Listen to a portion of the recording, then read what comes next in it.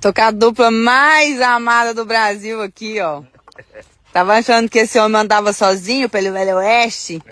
Encontrou aqui a velha raposa. Com toda certeza. Ficamos muito tempo um longe um do outro, rapaz. Nos encontramos novamente. Depois do assalto naquele banco, no Velho Kentucky, ele sumiu com os dólares e foi para o Novo México. Vim atrás dele, mas não consigo odiá-lo. Teremos que tomar uma boa e velha salsa parrilha ainda hoje. Certo disso, Roy? Com toda certeza, rapaz. Temos que reunir nosso bando o mais rápido possível. Você tem visto aquela raposa velha careca de Big Johnson? Devo encontrá-lo depois de amanhã, próximo ao raio. Toda certeza. Sabe, Roy, o xerife disse que está atrás de você.